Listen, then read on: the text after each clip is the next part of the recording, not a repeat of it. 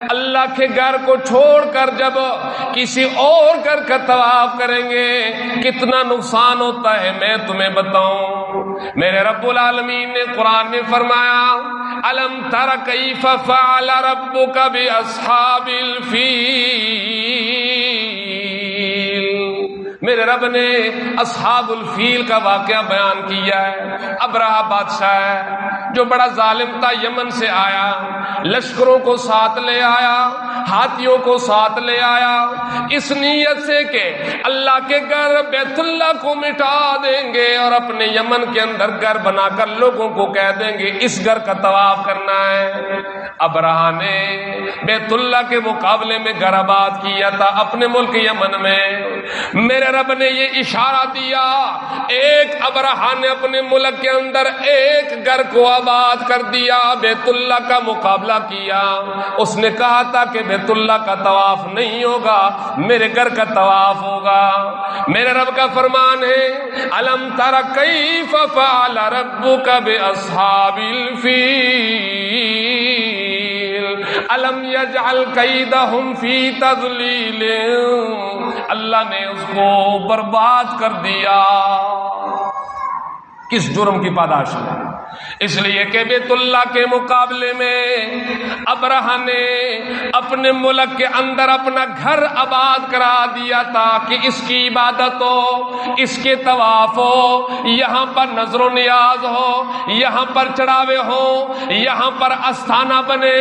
اللہ نے اشارہ کر دیا کہ اللہ کے گھر میں اس کے مقابلے میں جب ایک گھر ابرہہ نے بنا دیا، اللہ نے پوری بادشاہی کو تباہ و برباد کر دیا۔ آج اپنے ملک میں دیکھ لے دربار آباد ہے، بیت اللہ شریف پر خلاف لگا ہوا ہے، یہ حق ہے صرف بیت اللہ کا۔ ایمان سے بتائے ہمارے مزاروں پر خلاف چھڑے ہوئے کہ نہیں؟ مقابلہ ہو رہا ہے کہ نہیں ہو رہا؟ اسی طرح دیکھ لیں بیت اللہ کے کونے میں حجر اسود پڑا ہے جس کو امام الانبیاء محمد الرسول اللہ صلی اللہ تعالی علیہ وسلم نے چھوم لیا تھا۔ حضرت سیدنا فاروق اعظم فرماتے ہیں انک حجر، اے پتھر تو ایک پتھر ہے، حجر اسود تو پتھر، لا تنفع ولا تضر، نہ تیرے اندر کوئی نفع ہے نہ تیرے اندر کوئی ضرر ہے، اس لیے کہ نفع اور ضرر کا مالک اکیلا کون ہے؟ پتھروں کے اندر نفع ضرر نہیں ہوتا۔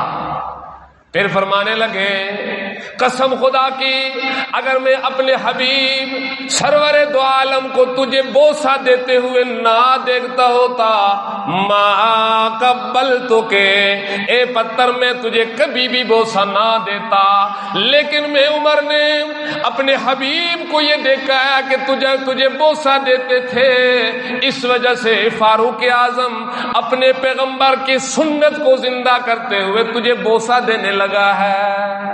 اللہ اکبر کبیرہ۔ بیت اللہ کے کونے میں حجر اسود پڑا ہے، حق بنتا ہے کہ اسی کو چوما جائے۔ اب اس کے مقابلے میں ہمارے مزاروں میں چوکاٹ کو لوگ چومتے ہیں کہ نہیں چومتے؟ چوکاٹوں کو چومتے ہیں، قبر کی دیواروں کو چومتے ہیں، ساتھ میں پتھروں کو چومتے ہیں، مقابلہ ہو رہا ہے۔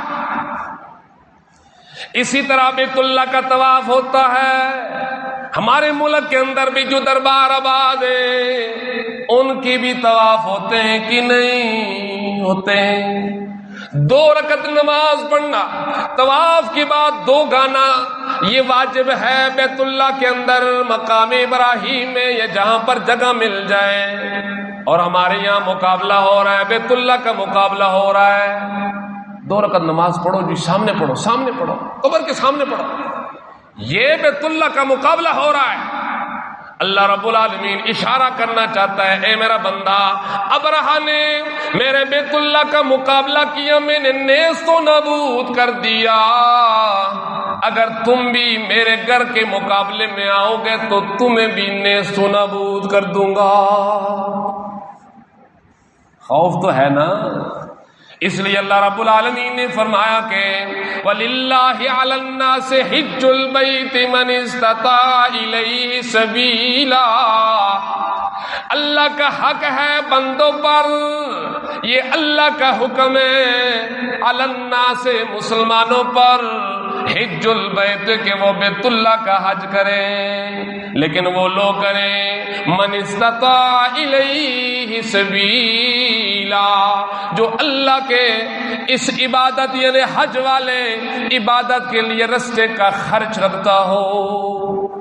یہیں پر بھی اللہ فرماتے ہیں سورہ بقرہ کی آیت نمبر 197 میں اللہ فرماتے ہیں الحج اشہر معلومات، حج کی معلوم مہینے ہیں، 3 مہینوں کے اندر حج کا احرام باندھا جا سکتا ہے۔ یہ شوال کا مہینہ، اس کے بعد کون سا مہینہ ہے بولو؟ ذی القعدہ کا مہینہ، پھر اس کے بعد ذی الحج کا مہینہ، احرام بندہ باندھ سکتا ہے۔ میرے رب نے فرمایا فمن فرض فیہن الحج، جس نے بھی اپنے اوپر حج کو فرض کر دیا، مطلب یہ کہ وہ نصاب کا مالک بن گیا، کوئی رکاوٹ نہیں، کسی قسم کا بھیڑیا نہیں، رستہ روکنے والا کوئی نہیں، بندہ معذور نہیں، بندہ نابینا نہیں، میرے رب نے آداب بیان کر دیے، فلا رفث ولا فسوق ولا جدال۔ اللہ کے قرآن میں اللہ نے آداب بیان کر دیے، فلا رفث، اپنا لباس چھوڑ کے 2 سادے لباسوں میں اپنے اوپر ڈال دو، اس کے اندر اپنے آپ کو مزین کرو، احرام پہن لو۔ فلا رفث، وہاں پر کوئی جماع نہیں، جب بندہ احرام میں ہے تو ازدواجی تعلقات اپنی زوجہ کے ساتھ قائم کرنا جائز نہیں۔ کس نے منع کیا ہے؟ جیسا کہ روزے کے اندر دن کو ازدواجی تعلق قائم ہو سکتا ہے؟ نہیں، منع۔ اسی طرح اللہ نے فرمایا فلا رفث، کوئی جماع نہیں، کوئی ہم بستری نہیں اپنی زوجہ سے، ولا فسوق، نہ کوئی گناہ کے کام کرنے ہیں۔ کیوں؟ اس لیے کہ حج کے لیے آئے ہو، اتنا خرچہ کر کے آئے ہو، اپنے ملک و وطن کو چھوڑ کے، اپنا قیمتی لباس کو چھوڑ کے، اپنی بیوی بچوں کو چھوڑ کے، اپنی کاروبار وغیرہ کو چھوڑ کے، میرے رب کا فرمان اس کو ضائع ہونے سے بچو۔ ولا فسوق، کوئی گناہ کا کام نہیں کرنا۔ کس نے منع کیا ہے؟ اللہ فرماتا ہے اس لیے تاکہ باطن کی پاکی ہو جائے، باطن تیرا پاک ہو جائے۔ امام الانبیاء والمرسلین فرماتے ہیں جس نے حج ادا کر دیا،